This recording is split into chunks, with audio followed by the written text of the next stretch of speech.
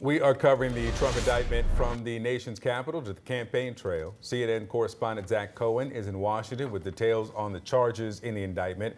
Randy Kay is in Miami with a look at security precautions for Trump's court appearance. And Elena Treen is covering the campaign. Trump holds rallies today in Georgia and North Carolina. We'll start first with CNN national security and justice reporter Zach Cohen in Washington to break down the nuts and bolts of the indictment. Yeah, Zach, so there are a lot of details in those documents, stunning details. Tell us what you're learning. Yeah, Victor and Amra, prosecutors are alleging that Donald Trump knowingly, intentionally retained hundreds of classified documents. And if you look at the charges, the 37 counts in this indictment document, 31 of them have to do with the willful retention of national defense information. Now, that is pretty much exactly what it sounds like. And if you look at this one paragraph 3 of the indictment, it spells it out very clearly, the kind of information we're talking about. We're talking about information related to U.S. weapon systems, U.S. defense programs, U.S. nuclear capabilities. So really, these documents did deal with some of our nation's most sensitive secrets.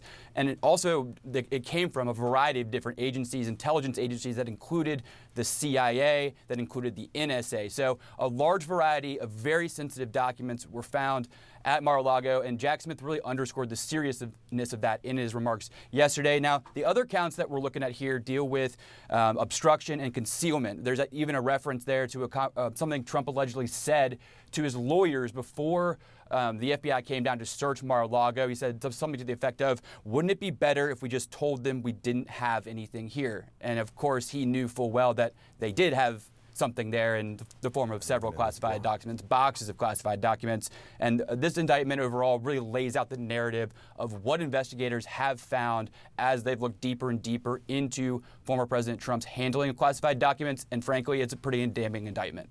It sure is. Zach Cohen, appreciate it. Thank you very much. Let's talk more about this damning indictment. Joining me now is Dave Aronberg, state attorney for Palm Beach County, Florida. And I've got to say, and I was just talking about this with Victor here, I mean, it is really an easy read. There's not a lot of legalese in this indictment. And just like the special counsel is urging all Americans to read it, you really should. There are so many stunning details. Dave, to you, because Trump is accused of so many things, lying and scheming to hold on to these documents, showing them off, and even the way these documents were stored. What really stunned you? What stuck out to you the most? Good to be with you, Amara. I think what surprised me was just the level of involvement that Donald Trump had in all of this. He can't just blame this on the coffee boy. There are 38 counts, 37 apply to Donald Trump, and the indictment is powerful and damning. It shows that Trump was involved in every step of this process. He packed the boxes.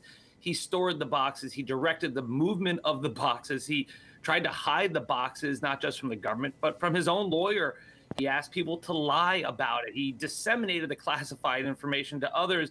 You've got violations of the Espionage Act, the obstruction laws, and lying. It's really bad for Donald Trump. And there was a lot of evidence, right? I mean, especially Trump's attorney, Evan Corcoran, his voice memos, and of course, some audio recordings of Trump himself in conversations. Tell us about that and how critical this evidence was.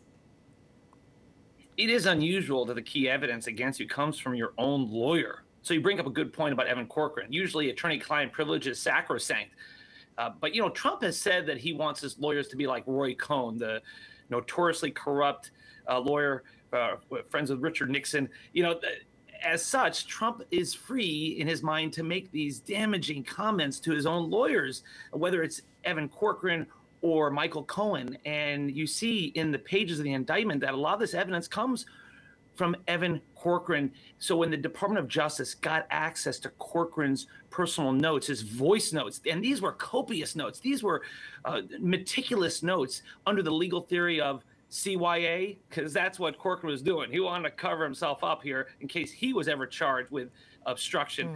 But these notes have come back to haunt him.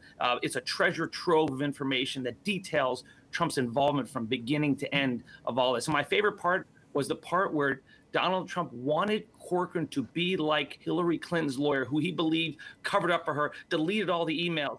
This was why he ran for president. He said, I'm going to lock you up, right? You'd be in jail. Now he wants his own lawyer to be like the lawyer who guided Hillary Clinton. It's really ironic. And I guess, no surprise when it comes to the high turnover rate of his legal team, right? So we saw the sudden move happen on Friday where Trump said that he was removing two of his top attorneys, Jim Trusty and John Rowley, from the case. And he said that Todd Blanche, a defense lawyer that he hired in April after being indicted in Manhattan, he will now take the lead. And of course, you had Trusty and Rowley saying that they were resigning from the legal team entirely. What's the strategy here? The strategy is just to find a lawyer who will take the case in Florida, who has knowledge in this area. The problem is, as respected as his new lawyer is, apparently he's not an expert in the field of national security. We lawyers are specialists, and you want someone who is used to this stuff, dealing with classified information, because you're going against Jay Bratt, who's the head of the Department of Justice's counterintelligence division, and you're going against Jack Smith, who's a bulldog. You want to bring your A game, and you don't want to bring someone who's new to this area. But this is what happens with Donald Trump. Lawyers are reluctant to work for him because look at Chris Kise, well-respected former Solicitor General of Florida, brought on to help Trump, given a $3 million retainer. Trump didn't like his advice. Kise wanted Trump to be cooperative with the DOJ. Trump rejected it. He sidelined him, and now he's stuck with whatever he can get. Also, it doesn't help that Trump continues to make attacks on prosecutors, and he probably will attack judges too in the future. Not helpful if you're representing him. When you have former President Trump attacking this independent special counsel, Jack Smith, calling him a lunatic and a Trump hater, do you see this backfiring in any way? Yeah, I could see that the judge, as part of Trump's pretrial release, will impose some restrictions on what Trump can say. And that's going to be hard for Donald Trump. He's out there on the campaign trail, and grievance is his rocket fuel. I mean, that's what powers MAGA. And for him to not be able to attack those who he thinks are persecuting him, that's going to be hard for him to do. And that could be the easiest way for him to end up in an orange jumpsuit, by violating a court order. And lastly, so the arraignment on Tuesday, a few days from now, 3 p.m. in Miami, where Trump will be told about the charges against him. He will enter a plea. What are you hearing? Because you're there in Palm Beach, not far from Miami. In terms of law enforcement, are they scrambling? And we know the DOJ is sending some resources down there as well. But what is all that going to look like? How is it going to play out from a security standpoint? Oh, yeah, they're going to be ready this time, because when Trump is out there on social media saying, get ready for Tuesday, reminds you of what he said in advance of January 6th. So they're going to be ready. And a big reason, Emma, that they're going down to Miami, which really doesn't have a connection to this case. This all happened here in Palm Beach County. Miami is 71 miles away, but they've got this big courthouse with a lot of security, a lot of resources. And I think that's why they're having it down there. They're better equipped, apparently, to deal with this show than the smaller courthouses of West Palm Beach or Fort Pierce. So I think they will be prepared. So from a practical standpoint, it makes sense. Dave Aronberg, appreciate you as always. Thank you very much. Let's talk more about security now and go live to Randy Kay in Miami outside the federal courthouse. So on the question of security, what do we know about logistics so far?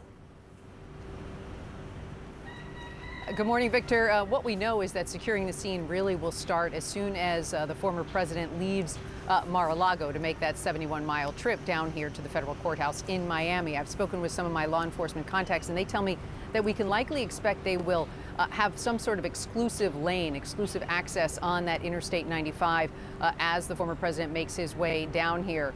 They will limit some of those lanes, perhaps putting in some lane closures on that highway. Also, as far as court, there will be some type of perimeter set up. They'll look to be keeping not only protesters back, but his supporters back as well. And this really will be a coordinated effort between Secret Service, the Miami police, who will be in charge of detours and any road closures in the area, but also the FBI and U.S. Marshals as well. They did do a threat assessment here at the Miami Federal Courthouse. They didn't find any credible threats. They're also monitoring social media, from what I'm told, looking for any actionable intelligence. They're also looking for any calls to action because they certainly don't want another January 6th situation here at the Miami Federal Courthouse.